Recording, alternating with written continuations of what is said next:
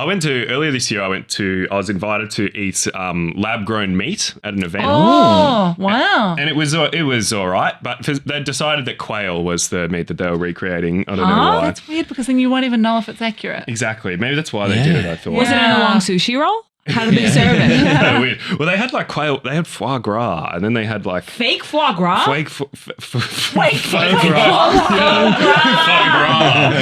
Yeah. But I got talking to one. Sorry, I just loved how you said flake. And it was very flaky as well. Yeah.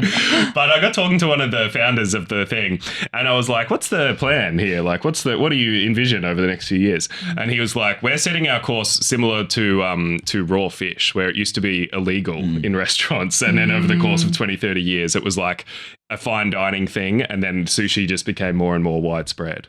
So you could be having gas station foie quail foie gras. Yeah. 20 years from now. Wow. It could be normal for your kids to be having, I can't say it, fake foie gras. Fake foie gras. Yeah. Yeah. Imagine it's a good name a for a world. show. I can see that. Faux gras. Foie gras. Yeah. Well, you know how the premier Beatles cover band is called the Fab Faux, which I think is really? quite clever. Yeah, we have the Anyways. bootleg Beatles in the UK that as well. Yeah. That's pretty good. Yeah. Because I think the thing with lab grown meat is it's supposed to be like, it's like chemically identical, right? So like you shouldn't be able to tell the difference. Yeah.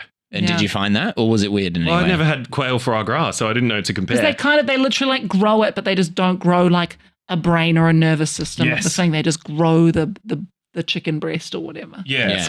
It's kind of like Essex in that way. It's so similar. Could we scientifically then enhance breasts not with silicone but with more breast tissue?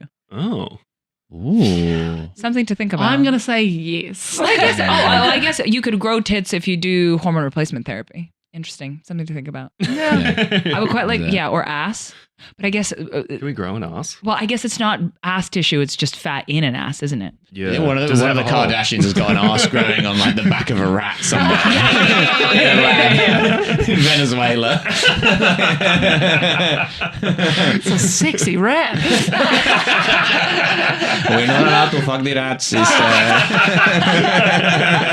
that's part of my job. He's one of the rules of the I got into ass growing thinking I'd be fucking all the fake asses, but alas. buddy. They won't even let me fuck the arse. The rat with like a huge, like the arse is so much bigger than the rest of the rat. Oh, no. I spoke to a woman once who Congrats. You're not tripling the number of women you've spoken to. the next podcast I do. I spoke to 2 women once. Lucky for me, there was also a fella there. It put me at ease. Yeah. But she was a funeral director person, and I was like, it must. They don't let me fuck the bodies. Oh, no. Right. They don't. No, but I was like, it must wear off, right? You must become a bit immune to the sadness and the intensity of the grief and stuff. And she was like, no, I feel it deeply every time. And she said, if I ever stopped feeling it, I'd probably quit the job. And maybe it's the same with the fake ass. If a rat's fake ass ever stopped making me horny, I couldn't continue in this line of work. That is such a long walk for that analogy. It's unbelievable. That sort of reminds me of grief. This riff about this rat with an enormous fake ass. That's making you thinking about mortality. Because doctors definitely do get desensitized, right? Yes. And that's a huge issue. Yeah. Huge asses. I mean, I don't know if it is an issue. Maybe it is a good thing because then if they're too emotionally invested, their hands are shaking and they're not Yeah. not doing it These properly. weak arms are heavy. Mom spaghetti. Yeah. But for being a doctor, Yeah, you yeah, wouldn't want yeah. to vomit on your doctor though. That wouldn't be good. Yeah. No.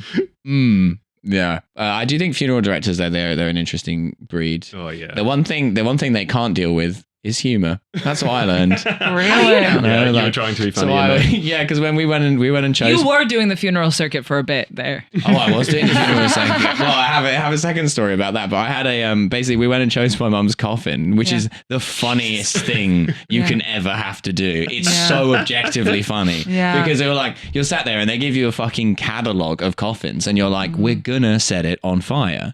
Give me the most flammable one. Yeah. I don't want to make the guy at the place's job hard, right? And then going through and there's some fruity stuff in there in the coffin selection. You've got your fancy ones, you've got your basic ones, you've got your wicker ones if you're a fucking hippie. Then you've got like the Wicker coffin. Oh, if you're all like the environment, it's like you're fucking dead, man. Who cares? Like and then you've got like your cookie ones. Like I was a bit fun, by the way.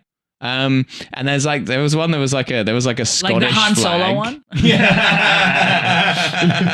A coffin that plays like, let me out, I'm alive. There was a Scottish flag coffin. Oh, and then me and my sister's there, and I'm like, oh, we should get that one.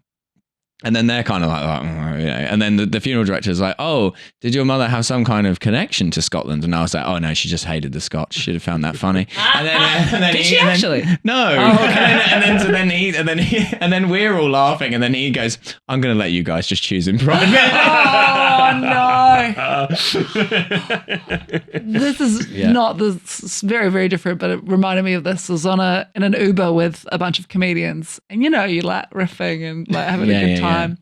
And like the Uber driver was very quiet the whole trip, and then I think it was Guy Montgomery did a good gag. We're laughing, and he just went, oh, you guys. And it was just the best feeling ever. I was just like, oh, he's like, you guys, we're all in a car. This is human. You should become a funeral director. Yeah, exactly. I can't imagine anyone I would love to make laugh more than a funeral director. Yeah. Oh God, I would want to break them. Getting a laugh out of the therapist is good too. Yeah.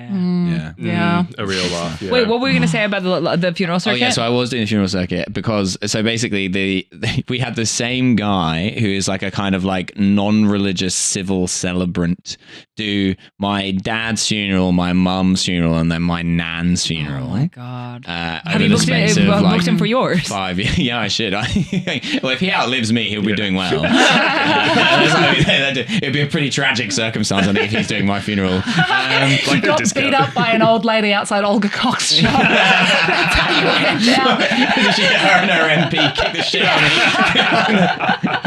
me. He died doing what he loved. I told Peter Mandelson, get down here.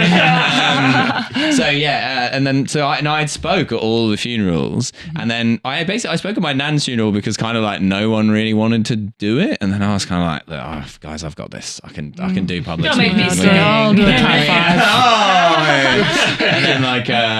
And then it was good because I know how to write.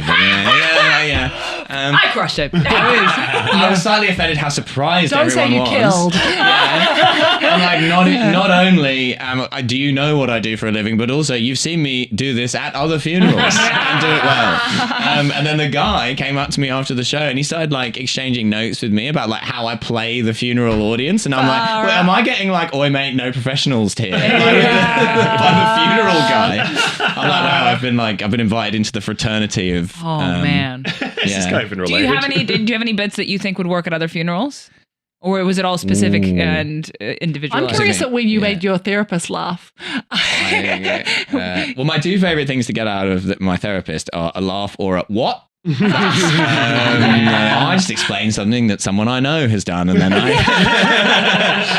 I'm like, well, that was also my reaction. So, I get a laugh out of my therapist a lot. I don't really remember the specifics. Wow.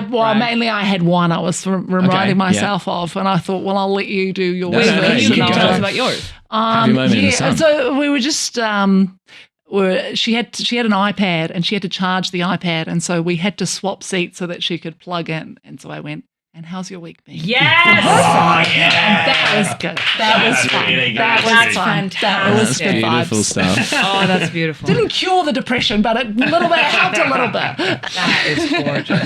Yeah. It's probably actually an important sort of key to her understanding you, for her to know how much it meant to you to get that laugh. Yeah. It's my favorite thing that's happened the whole time we've done Yeah. therapy. Do with that what you will. I don't need to come back. I'm cured. My work here is Thanks, John. I won't be here all week. There's also a certain type of like fruitier continental therapist that would have been like, oh, this is very interesting, actually. Yeah, Oh my this is God. therapist. You're just Yeah. like, Oh my God. Yeah. Okay, so I was, Milo knows this, auditioning therapist in the last couple months. So I was like pitting two against each other, and then I won one. You know who you are. And the guy who didn't make it, every time I would try to make like a little joke, he was like, "Why'd you say that?" And I'm like, "Come on, You know why. yeah. I had a therapist that was like, I was like, okay, we just don't see the world in the same way. Yeah. Where I would say like, I'm angry about something, and she'd go, what color is your anger? Oh, and I was I was like, I can't, this isn't going to help me to say red because that's just the color of anger of the guy in Inside Out. Like, I just, like, it's not going to, and I felt like frustrated. And then she would always do that sort of stuff. And then eventually when you would give in and just go, okay, I'll just say something I think you want to hear, she'd be like, wow, we've really worked on a lot today. Like, we've made a lot of progress. And you're just like, I just know that we view the world in a different way. That it's I'm not gonna get any benefit from this. Yeah, that's really depressing. If you suddenly realize that you have like, you know what the therapist pattern is. Yeah, totally. And you're like, oh, you need me to say this so that you feel better. So now I'm going to say it. And then you're going to be like, wow, that's great. We've really made progress. And then you're like, who's even the therapist now? Yeah. I'm therapizing you. Yeah, exactly.